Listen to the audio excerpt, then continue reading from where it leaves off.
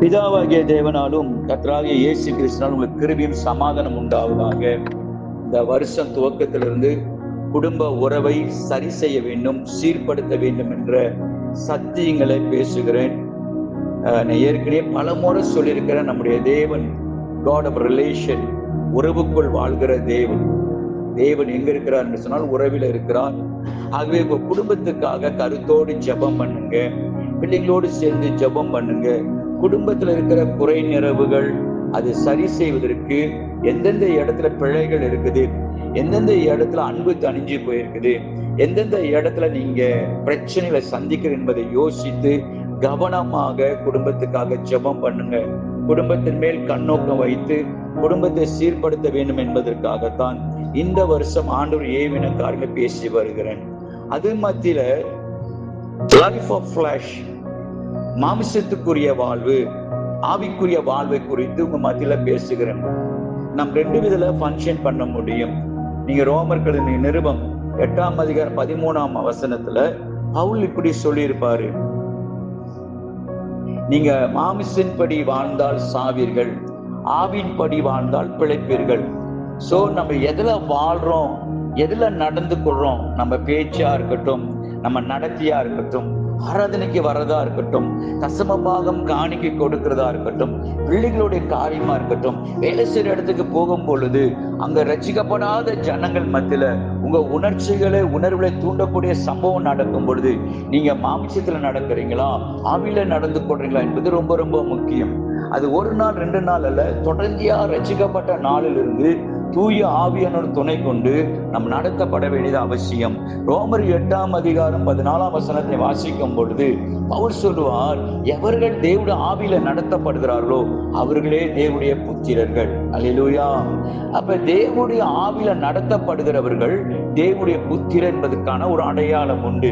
குடும்பத்துல அநேக பிரச்சனை வரும், அநேக சூழ்நிலைகள் வரும் பொழுதெல்லாம் நீங்க ஆவியில நடத்தப்படுவது அவசியம். சில நேரத்தில் நம்முடைய இமோஷனல் உணர்வுகள், உணர்ச்சிகள், கவலைப்படும் போது, துக்கப்படும் போது, சமயத்துல கோபம் வரும் போதெல்லாம் நாம் பரிசுத்த ஆவியில நடத்தப்படுறது என்பது ரொம்ப ரொம்ப ஒரு அவசியமான காரியம். கடந்த வாரம் மத்தியில பேசும்போது வராதவங்க கூட நீங்க நான் அனுப்பின வாய்ஸ் நோட்டை கேட்டிருக்கலாம், பிரசங்கத்தை கேட்டிருக்கலாம். அது 1 கொரிந்தியர் 3ஆம் அதிகாரத்துக்கு முன்னதாக 1 கொரிந்தியர் 2ஆம் அதிகாரத்துல தேவன் மறைக்கப்பட்ட தெய்வீக ஞானம், அந்த ஞானம் என்பது கிறிஸ்துவை குறிக்குது. அது கண் காணவும் இல்லை, காது கேட்கவும் இல்லை, இருதயத்துல தோன்றவும் இல்லை. எங்களுக்கோ தேவன் தம்முடைய ஆவினை வெளிப்படுத்தினார். தேவன் வைத்திருக்கிற மேன்மையான ஆசீர்வாதமான சுகத்துக்குரிய அந்த நித்தியமான ஒரு நித்திய ஜீவனுடைய வாழ்க்கை வாழ்வதற்கு நம்முடைய கண்கள் திறக்கப்பட வேண்டும், காதுகள் திறக்கப்பட வேண்டும், இருதயத்துல தோன்ற விடும். அந்த இடத்துல பவுல் சொல்லும் பொழுது தேவன் வைச்சிருக்கிற மேன்மையான காரியங்களை பார்க்க முடியாத காரணம் என்னன்னா 3 தரப்பினர் குறித்து சொல்லுகிறார். போன வாரம் நான் பேசின ஜென்ம சுபாவத்துக்குரியவர்கள், ஆவிக்குரியவர்கள். ஜென்ம சுபாவத்துக்குரியவர்கள் எதுவுமே ஏற்றுக்கொள்ள மாட்டாங்க. அவங்க அறிவுக்கு எது எட்டுதோ அவங்க அறிவை பிரகாரம் சார்ந்து அவங்க வாழ்வாங்க. மன்னிக்கிற விஷயமா இருக்கட்டும், ஒப்புருவாக விஷயமா இருக்கட்டும். ஆவிக்குரியவன் எல்லாவற்றையும் நிதானிக்கிறான், ஆராய்ந்து நிதானிக்கிறான். ஒரு ஆவிக்குரியனா திடீர்னு ஒரு முடிவெடுக்காம இது சரியா, இது பிழையா, நான் நடந்துகிட்ட விதம் சரியா, நான் பேசுனது விதம் சரியா, அவங்க கோவப்பட்டாலும் நான் அமைதியா இருக்கலாம் என்று நிதானிக்கிற தன்மையுடையவன் தான் ஆவிக்குரியவன். அதே நேரத்துல 1 கொரிந்தியர் 3ஆம் அதிகாரத்தை வாசிக்கும் பொழுது அந்த இடத்துல உங்களுக்குள்ள வாக்குவாதம், உங்களுக்குள்ள பொறாமை, உங்களுக்குள்ள பிரிவினை இருப்பா. நீங்க மாம்சத்துக்குரியவர்கள், இன்னும் பலமான ஆகாரத்தை புசிக்காமல் பால உண்ணத்தக்கவளாய் இருந்தீர்கள். சபையில, கொரிந்து சபையில நடந்த பிரிவினைக்கு காரணமா இருக்கிற காரியத்தை நீங்க மாம்சத்துல சிந்திக்கிறதுனால, மாம்சத்துல நடக்கிறதுனால அங்க அப்ளோ குறித்து எழுதப்பட்டிருக்குது.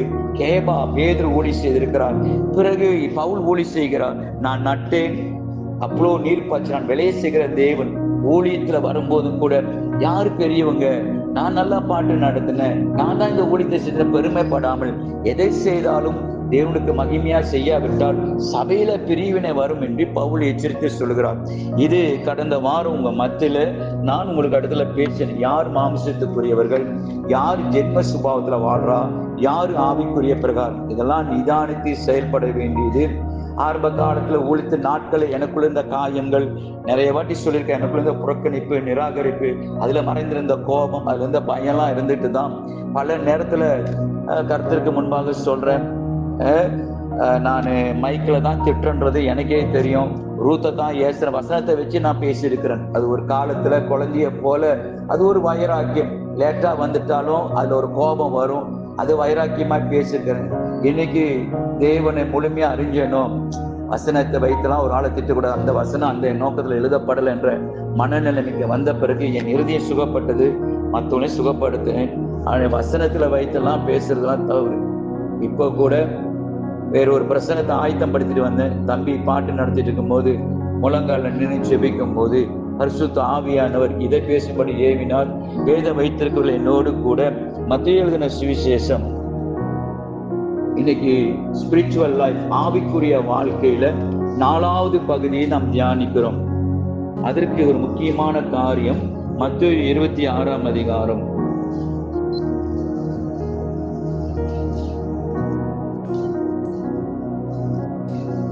35ஆம் வசனத்திலிருந்து நான் வாசிக்கிறேன், கவனிங்கள்.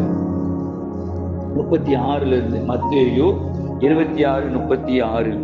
அப்பொழுது இயேசு அவர்களோட கெத்செமனே எண்ணப்பட்ட இடத்துக்கு வந்து சீசரை நோக்கி, நான் அங்க போய் ஜெபம் பண்ணாலும் நீங்கள் இங்கே உட்கார்ந்திருங்கள் என்று சொல்லி பேதுருவையும் செபெதேவின் குமாரர் இருவரை கூட்டிக் கொண்டு போய் துக்கம் அடைவும் வியாக்குலப்படவும் தொடங்கினார். அப்பொழுது அவர், என் ஆத்துமா மரணத்துக்கு ஏதுவாய் துக்கம் கொண்டிருக்கிறது, நீங்கள் இங்கே தங்கி என்னோடு கூட விழித்திருங்கள் என்று சொல்லி சற்று அப்புறம் போய் முகங்குப்புற விழுந்து, என் பிதாவே, இந்த பாத்திரம் என்னை விட்டு நீங்க கூடுமானால் நீங்கும்படி செய்யும், ஆகிலும் என் சித்தத்தின்படி அல்ல உம்முடைய சித்தத்தின்படியே ஆகக்கடவுது என்று ஜெபம் பண்ணினார். பின்பு அவர் சீசரிடத்தில் வந்து அவர்கள் உறங்குகிறதை கண்டு, அவர்கள் நித்திரை பண்ணுகிறதை கண்டு பேதுருவை நோக்கி, நீங்கள் 1 மணி நேரமாவது என்னோடு கூட விழித்திருக்க கூடாதா? நீங்கள் சோதனைக்கு உட்பட பண்ணாதபடி விழித்திருந்து ஜெபம் பண்ணுங்கள். ஆவியோ உற்சாகம் உள்ளது, மாமிசமோ பலவீனம் உள்ளது. நீங்கள் சோதனைக்கு உட்படப்படாதபடிக்கு. இது யார் சொன்ன வார்த்தை? இயேசு சொன்ன வார்த்தை. இயேசு எந்த சூழ்நிலை சொல்லுகிறான்? அவர் தேவகுமாரனாய் இருந்தும் பூமிக்கு மனுஷகுமாரனாய் பிறந்து, இப்ப இன்றைக்கு இரவுல அவர் யூதாஸ் காரியத்தினால தன்னோடு கூட 3 வருஷம் ஊழியத்தில் இருந்த யூதாஸ் காரியத்தினால காட்டி கொடுக்கப்பட போகிறார். அதுக்கு முன்னதாகவே பல தடவை யூதாஸ் காரியத்தை சொல்லுவார், உங்கள ஒருவன் என்னை காட்டி கொடுப்பான் என்று சொல்லி காட்டி கொடுக்கப்பட்டு அவர் அவமானப்பட்டு அடிக்கப்பட்டு சிலுவையில அவரை கொலை செய்யப்பட போறதெல்லாம் இயேசு அறிந்தவர் தான். ஆனால் இந்த மாமிசத்துல நேரிட போகிற இந்த விதமான உபத்திரவத்தை அதை மேற்கொள்வதற்கு ஆவிக்குரிய பிரகாரமான ஒரு ஆவிக்குரிய வழிநடத்தல் அவசியம் என்பதற்காக இயேசு போய் கெத்செமனிலே ஜெபிக்கிறார். பல நேரங்களில் இருட்டோடு எழுந்து தனித்து போய் இயேசு எப்பொழுதும் பிதாவோடு கூட உறவாடுகிற ஒரு அனுபவம் இருக்கிறது. நீங்க மத்தேயு 6ஆம் அதிகாரத்திலையும் லூக்கா 11ஆம் அதிகாரத்தை போய் வாசித்தீங்கன்னா இயேசு ஜெபிக்கிற விதத்தை பார்த்து சீஷர் வந்து, யோவான் தம்முடைய சீஷர் கற்றுக் கொடுத்தது போல இயேசுவே எங்களுக்கு ஜெபிக்க கற்றுக் கொடுங்க. ஜெபம் என்பது ஒரு ஆவிக்குரிய காரியம். அது மாமிசத்தில் வருகிற எல்லா சோதனைகளையும் போராட்டங்களையும் மேற்கொள்ளக்கூடிய ஒரு காரியம். நேற்று இரவு 10:30 மணிக்கு நெகிரி செம்பிலான் இருக்கிற பாஸ்டர்ஸ் லீடர்ஸ் ஃபைனான்ஸ் பத்தி ஒரு செமினார் நடத்தினாங்க. அந்த செமினார் நம்மளுடைய சபையில தான் நடத்த வேண்டியதாக இங்க இருக்கிற பிரசிடென்ட் கேட்டுக்கொண்டதுனால நேற்று விசேஷ கூட்டம் நம்ம சர்ச்ல செஞ்சாங்க. பல தரப்பட்ட பாஸ்டர்கள், பல சபை விசுவாசிகளாம் வந்திருந்தாங்க. அந்த தேவ மனுஷன் வந்து ஃபைனான்ஸ், பொருளாதாரத்தை எப்படி கையாடுறது நல்ல ஒரு பிரசங்கம் பண்ணினாங்க. அந்த கூட்டம் முடிஞ்ச பிறகு நான் வீடு திரும்பும் போது கார்ல ஒரு சில இன்சிடென்ட் நடந்தது. அந்த இன்சிடென்ட்ல அந்த பேச்சு வார்த்தையில என்னை ரொம்ப வேதனைப்படுத்தி காயப்படுத்தி, I was very disappointment and also I become anger. அந்த டிசப்பாயின்மெண்ட்ல எனக்கு கூட கோபத்துக்குள்ளாக நடந்தப்பட்டு கொஞ்ச நேரம் என்னுடைய நிதானத்தை இழந்துட்டேன். When I tried the car, after that finish the meeting முடிஞ்ச கையோட இது நடந்தது. வீட்டுக்கு வந்தோன்னா மன உளைச்சல், தூங்க முடியல. மறுநாள் காலையில எழுந்து இன்றைக்கு சுனேபுலுக்கு போகும் பொழுது அந்நிய பாஷையில பேசிட்டு இருக்கும் பொழுது அந்த பாரம், அந்த வேதனை, அந்த மாமிச போராட்டம் எனக்குள்ள இருந்தாலும் பரிசுத்த ஆவியானவர் என்னை தேற்ற ஆரம்பித்தார். When I was praying in the tongue, அந்நிய பாஷையில செபிக்கும் பொழுது நான் அடுத்து என்ன செய்யணும் என்பதை, அந்த மன அழுத்தம், அந்த மன சோர்வு, அந்த வேதனை, அந்த புறக்கணிப்பு, இது மத்தியில எனக்கு உதவி செஞ்சது. நான் நினைச்சிருந்தா வேற ஆள்கிட்ட போய் இதை கால் பண்ணி சொல்லியிருக்கலாம். நான் நினைச்சிருந்தா வேற தவறான ஒரு முடிவு எடுத்திருக்கலாம். ஆனால் இப்படிப்பட்ட விசுவாசத்துக்கு ஏதான சோதனை வரும் பொழுது இந்த மாமிசம் சொல்லுகிற காரியத்துக்கு செவி கொடாமல், when I was praying with the tongue, நான் அந்நிய பாஷையில செபிக்கும் பொழுது தூய ஆவியானவர் நான் என்ன தீர்மானிக்கணும் என்பதை சொல்லி கொடுத்து உடனே என்னுடைய ஆவியில ஒரு சுகமானதை உணர்ந்தேன். அதே போல்தான் இயேசு சொல்றாரு, பிதாவை நோக்கி ஜெபம் பண்றாரு. அந்த வசனத்தை பாருங்களேன். அவர் மறுபடியும் 2வது தரம் போய், என் பிதாவே, இந்த பாத்திரத்தில் நான் பானம் பண்ணால் ஒழிய இது என்னை விட்டு நீங்க கூடாதாகில் உங்களுடைய சித்தத்துப்படி ஆகக்கூடாது என்று ஜெபம் பண்ணினார். அவர் திரும்பி வந்த போது அவர் மறுபடியும் நித்திரை பண்ணுகிறதை கண்டார். அவருடைய கண்கள் மிகுந்த நித்திர மயக்கமாய் இருந்தது. அவர் மறுபடியும் அவளை விட்டு போய் 3ஆம் தரம் அவர் வார்த்தைகளையே சொல்லி ஜெபம் பண்ணினார். அந்த வார்த்தைகளை சொல்லி ஜெபம் பண்ணினார். அந்த மேல உள்ள வசனம் பாருங்க, சோதனைக்கு உட்படாதபடிக்கு விழித்திருந்து ஜெபம் பண்ணுங்கள்.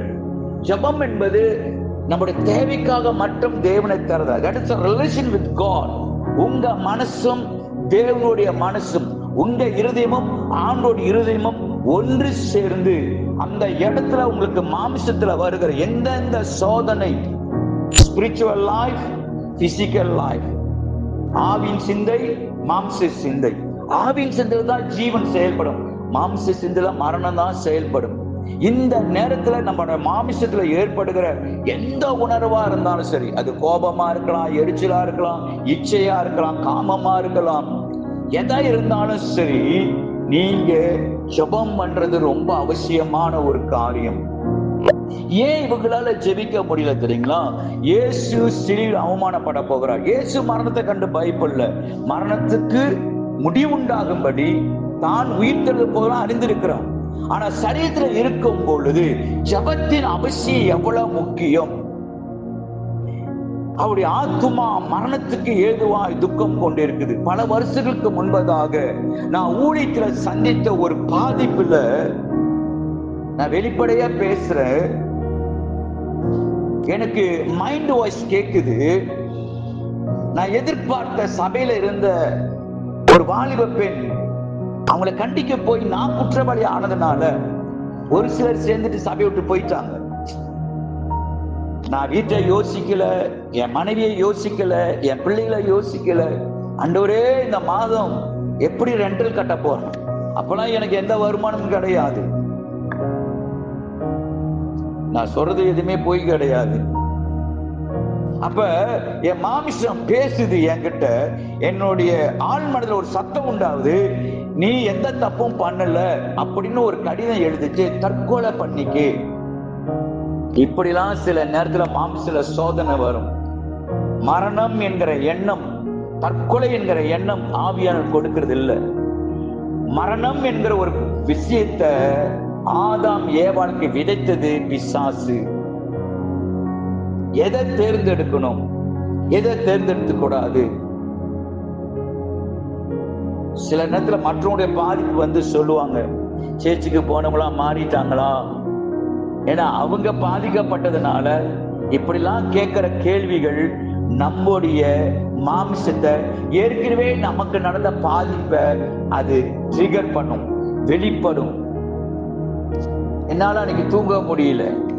என் பிள்ளைங்க 2 பேரும் அப்ப 12 வயசு கீழே தான் இருப்பாங்க, ஏறணும் தீமோத்தியும். நான் உட்காந்து பார்த்து அழுகுறேன். என்னெல்லாம் தற்கொலை பண்ணிக்கு. என்னுடைய உண்மையை ஆண்டு நிரூபிப்பார் என்பதை காமிக்கிறதை விட்டுட்டு ஒரு சத்தம் கேட்குது. இப்படி சில நேரத்துல நாம் கடந்து போகும் பொழுது மாமிசத்துல வருகிற சோதனைக்கு உட்பட பண்ணாமல் நமக்கு ஆவிக்குரிய பிரகாரமாக தேவனிடத்துல ஜெபிக்கிறது ரொம்ப ரொம்ப அவசியம். பாருங்க 38வது வசனம், அவர் என் ஆத்துமா மரணத்துக்கு ஏதுவாய் துக்கம் கொண்டு, அது ஒரு துக்கம், நீங்கள் இங்கே தங்கி என்னோடு விழித்திருங்கள். இந்த சூழ்நிலையில, இந்த துக்கத்துல நீங்க என்னோடு கூட பங்கெடுங்கன்னு சொல்லி கூட இருந்த பேதுருவோட நண்பனை கூட்டிட்டு போறார். ஆனா அது அவங்களுக்கு சம்பந்தப்படாத அந்த துக்கம், அந்த மரணத்துக்கு எதுவான அந்த துக்கம் அவங்களோட இது இல்லாததுனால அந்த நேரத்துல அந்த ஜெபம் எவ்வளவு முக்கியம் அவசியம் அவங்களுக்கு தெரியல. நமக்குன்னு ஒரு பிரச்சனை வரும்போதுதான் இயேசுவை போல ஜெபம் எவ்வளவு முக்கியமானது. சில நேரத்துல நீங்க கடந்து போற ஒவ்வொரு சூழ்நிலையிலும் நீங்க தயவு செய்து அந்த சோதனையை மேற்கொள்வதற்கு ஆவிக்குரிய ஆலோசனை என்னவென்றால் ஜெபிக்கிறதா ரொம்ப முக்கியம். இயேசு கற்றுக் கொடுத்த மிக பிரதான ஜெபமாகிய பரமண்டல இருக்கிற ஜெபத்தை வாசிக்கும் போது 3 குறிப்பு அது தேவனுக்காக ஜெபிக்கிறது, மற்ற 3 குறிப்பு நமக்காக ஜெபிக்கிறது.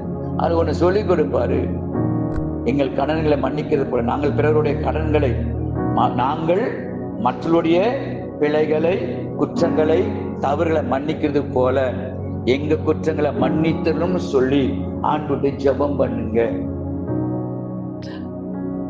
சோ ஏன் அந்த இடத்துலனா மன்னிக்கப்படாத பட்சத்துல நம் மனசு பாதிக்கப்பட்டிருக்கும் பொழுது நமக்குள்ள நிறைய மாமிச சோதனைகள், எண்ணங்கள் தோன்றும். அந்த இடத்துல ஆவிக்குரிய சொல்யூஷன் என்னன்னா, prayer is only the solution for your problem.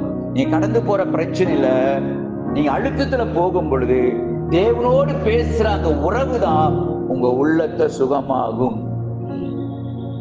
அன்னாளுக்கு பிள்ளை இல்லை என்ற ஒரு வருத்தம் இருந்தது. எல்கானாவுக்கு 2 மனைவிகள் இருந்தாங்க. ஒருத்தி பேர் அன்னாள், மற்றொரு பேர் பெனினா. பெனினா அன்னாளை பார்த்து பரியாசம் பண்றாங்க, பகுடிவதை செய்யறாங்க. அந்த குழந்தை இல்லை என்கிற அந்த மாமிச வேதனைகள், சரீரத்துல இருக்கிற உள்ளத்துல இருக்கிற அந்த வேதனை, அந்த அவமானம் தேவ சமூகத்துல கண்ணீரோடு ஜெபிக்கிறாங்க. அந்த ஜெபத்தின் மூலமாகத்தான் அவங்க ஆவிக்குரிய பிரகாரம் சண்டை போட்டிருக்கலாம், அவங்க புருஷன்கிட்ட போய் வம்பு பண்ணிக்கலாம். எல்கனா சொல்றாரு, என் பிள்ளை எப்போதும் அழுதுகிட்டே இருக்கிற 10 பிள்ளைகளை பார்க்கலாம், நான் உனக்கு பெரியவனா இல்லையான்னு. ஒரு கல்யாணம் பண்ணி குழந்தை இல்லைன்னா சமுதாயம் எப்படிலாம் பேசுன்ற வேதனையில போகும் பொழுது அவங்களுக்கு கிடைச்ச பதில் என்ன தெரியுமா? அவங்க போய் கர்த்தருடைய சமூகத்துல இந்த சூழ்நிலையை மாற்றும் ஆண்டவர், எனக்கு என்னுடைய நிந்தை அவமானத்தை நீங்கிறதுக்கு, இந்த பாரத்திலிருந்து என்னை நீங்கிறதுக்கு நீங்க வழி செஞ்சீங்கன்னா இந்த பிறக்கிற குழந்தைய நான் ஊழியத்துக்காகவே பிரதிஷ்டை பண்ணின்னு ஜெபம் பண்ணாங்க. அதே போல ஆண்டவர் ஜெபத்தை கேட்கிறான். ஆனா அந்த காலகட்டம் ஒரு இருளின் காலகட்டம். எந்த தீர்க்கதரிசியும் எழும்புல. 7 பிள்ளைகள் ஒப்பனைப்பனக சபைக்குள்ளேயே ஆசாரிப்பு கூடுதல் தவறு செஞ்சிட்டு இருக்கிறாங்க.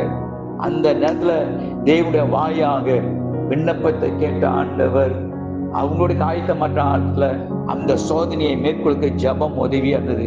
வாலிப பிள்ளைகளுக்கெல்லாம் சொல்றேன், இந்த வாலிப வயதுல உங்களுக்கு நிறைய சோதனை வரும், நிறைய பிரச்சனைகள் வரும்.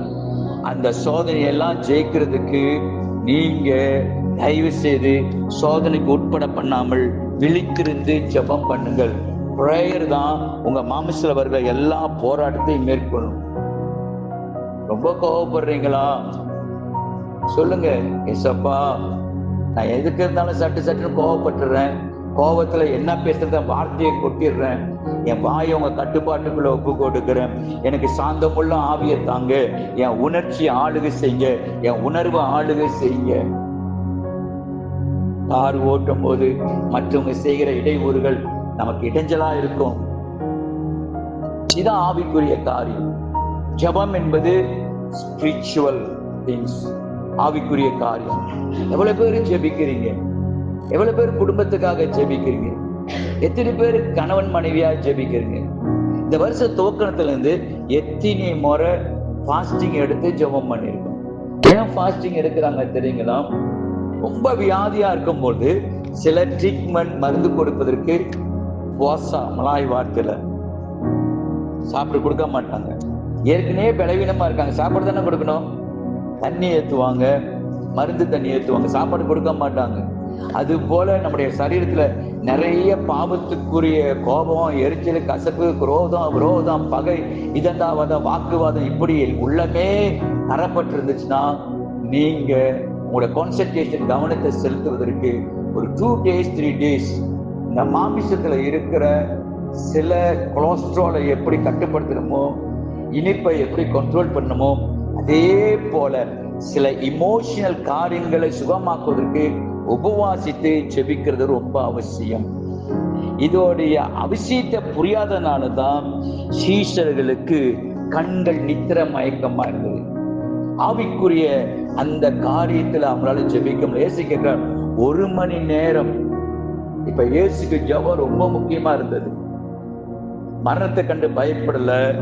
அவர் அடிக்கப்பட போறது, அவர் ஆடையை கிழிக்க போறது, அவர் அவமானப்படுத்த போறதெல்லாம் அவருக்கு தெரிஞ்ச ஒரு விஷயம்தான். ஆனால் இந்த மாம்ச சோதனையை மேற்கொள்வதற்கு அவருக்கு ஜெபம் அவசியமா இருந்தது. அது மாத்திரமல்ல, அவருக்கு ஜெபிக்க தெரியும், அவரால் ஜெபிக்க முடியும். ஜெபத்தையே கற்றுக் கொடுத்தவர் இப்போது தம்முடைய சீஷருடைய ஜெப உதவி.